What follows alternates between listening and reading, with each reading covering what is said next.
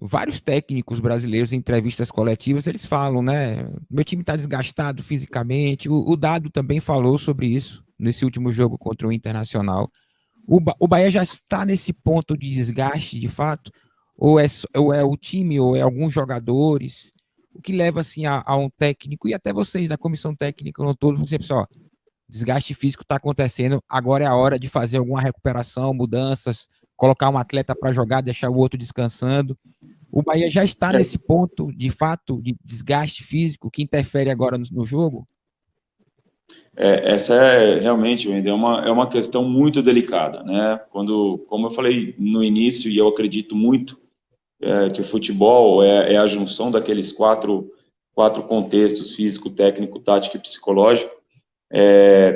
Quando se fala já, se pensa na temporada 2021, mas nós devemos entender que os atletas se reapresentaram, veja só, hein, o dia que nós estamos fazendo essa live, 16 de junho de 2020, eles se reapresentaram para treinar naquele contexto da pandemia.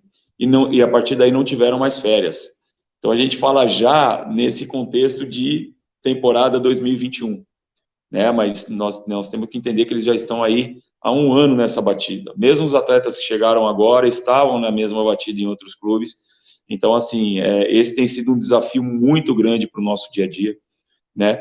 É claro que tem aqueles atletas que vêm jogando mais, que ficam mais desgastados realmente fisicamente, tá? Que eles estão fazendo mais esforço para realizar dentro de campo aquilo que eles costumavam fazer com mais facilidade, né? A gente analisa os dados de GPS pós-jogos e, na maioria das vezes, os dados não são tão diferentes de outros jogos em que a performance foi perfeita daquele jogador, que ele foi bem demais, só que ele está fazendo muito mais esforço para realizar aquela ação que ele está realizando para manter o nível dele, tá? Então, isso é um indicador também de desgaste para nós, né? E realmente aqueles que vêm jogando mais são aqueles que se sentem mais desgastados. Só que aí a gente entra numa outra questão, um problema, entre aspas, o que eu estou falando. Os jogadores que vêm jogando menos, quando são submetidos a jogar, por exemplo, 90 minutos, eles também vão sentir o desgaste físico, mas Boa, por boa. outro aspecto, justamente porque estão jogando menos. Então, é, para a gente raciocinar um pouquinho, só traçando um paralelo, o jogador de basquete, quando está em algum torneio, ele joga todos os dias. O jogador de vôlei tem jogo todos os dias. O futebol, por se tratar de uma modalidade de característica intermitente, ou seja, você tem velocidade, força, resistência de força, resistência aeróbia. É até lei que você não pode jogar antes de 72 horas, porque você precisa ter essa recuperação.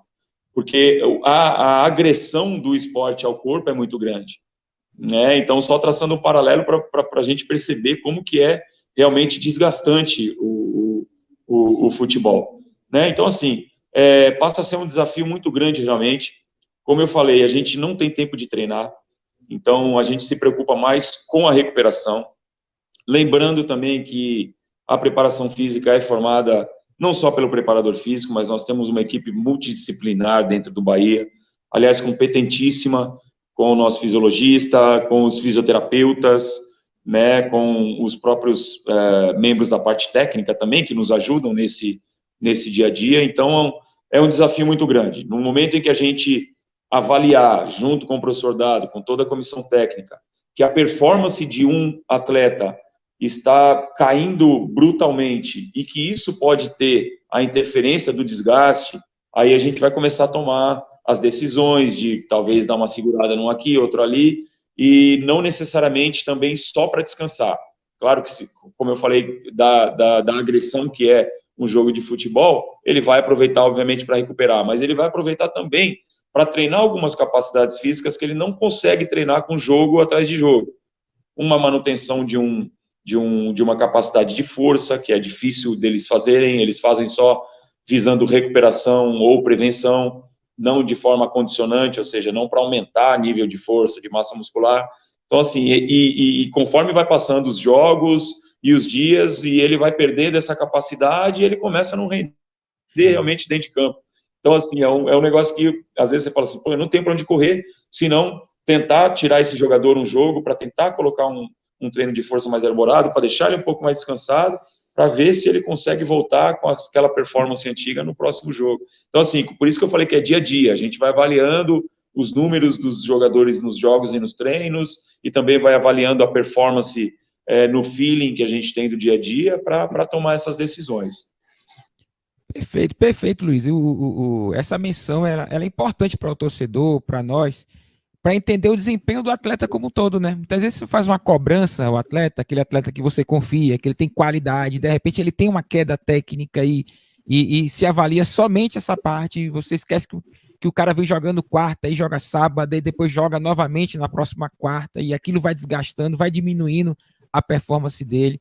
E eu gostei muito quando você mencionou uma situação que está muito no senso comum, de imaginar que aquele atleta que está ali sentado no banco de reservas e tal, e que ele tem uma oportunidade de ser titular no próximo jogo, se pensa, esse jogador está descansado, ele vai voar com relação aos outros, mas não é bem assim, né? Ele também não está no mesmo ritmo dos outros também. E aí, esta análise é muito importante para o torcedor, para também entender que aquele que está entrando, ele também está na mesma situação dos demais, pô. Ele também não vinha jogando, isso também prejudica, né, a performance dele. Perfeito, Wendel. E aí você me faz lembrar até de um outro aspecto que é importantíssimo no nosso dia a dia, né, nesse contexto do futebol brasileiro com tantos jogos hoje, que é o contexto das questões de treinamento. Então, a gente praticamente divide o grupo em 3. G1, que são aqueles que vêm jogando mais, G2, sim, que são aqueles que vêm sendo convocado, fica no banco, às vezes joga um pouco, mas ou às vezes nem entra, e o G3, que são aqueles que geralmente não são convocados e que estão numa situação de treinamento no CT, enquanto a gente está, por exemplo, hoje, como nós estamos em Fortaleza, tá? Apesar desse G3 hoje do Bahia estar muito escasso pelo grupo reduzido que a gente tem de atletas, mas ainda existem aí 1 ou 2 que ficam lá e podem treinar também. Aí o G1, que é a questão mais de cuidar da recuperação, né, do desgaste mesmo desses atletas, e o G2, que é esse atleta que geralmente, vou entrar num jogo depois de 20 dias ou 1 mês que ele não faz 90 minutos, vou precisar dele hoje. O que acontece? Por exemplo, eu vou externar aqui para vocês uma situação aqui da nossa viagem de Fortaleza. Então, lá no Castelão, amanhã, independente do resultado, a gente vai fazer um treino com aqueles atletas que ficaram no banco e que participaram menos de 30 minutos, tá? Então, a gente vai pegar eles lá depois, vai fazer as nossas atividades que tiver ao nosso alcance, claro, porque muitos campos aí não deixam trabalhar com bola, enfim. Na sexta-feira pela manhã, a gente sai daqui do hotel às 11 horas da manhã.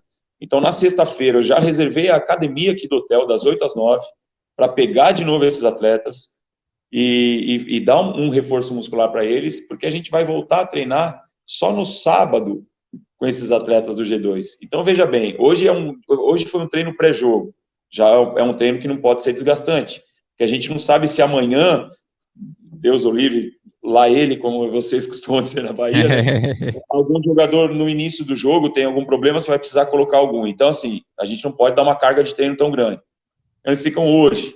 Amanhã, que é o dia do jogo, não treina. Aí, no dia seguinte, também não consegue treinar. São 3 dias sem treino. Então, quer dizer, é completamente o contrário daqueles que estão tão próximos, mas que estão jogando e atuando. Então, esse é um desafio muito grande. E isso também entra em pauta. É até interessante, acredito que eu vou falar interessante para o senso comum, como você usou, né, Wendel? Que a diferença, aí sim, econômica entre os clubes faz grande diferença. O Bahia, no momento que ele está administrativamente super organizado, está num caminho, vocês sabem, vocês acompanham e entendem, sabem que o Bahia hoje está num momento muito bom nesse sentido. Porém, obviamente, tem as suas limitações financeiras, etc. O jogo amanhã, por exemplo, você termina às 6 horas da tarde, início da noite.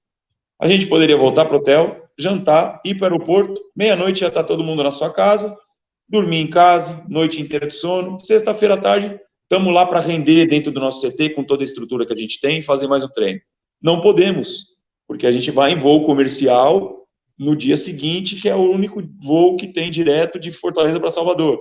Então, quer dizer, os clubes economicamente providos de mais dinheiro, eles fretaram um voo e eles voltam logo depois do jogo. Então, olha só, tantos detalhes que a gente tem que levar em consideração para avaliar aí uma performance, né, uma queda de performance dos atletas, né? Outra coisa, o grupo reduzido, como eu falei, né? Os atletas, geralmente os clubes maiores, né, financeiramente melhores, eles conseguem ali contratar jogadores que, se eu precisar descansar o nível vai ser exatamente o mesmo daquele que saiu. E muitas vezes o clube, né, fica um pouco mais difícil. Então, quer dizer, são muitas coisas assim que a gente tem que levar em consideração nesse aspecto, né?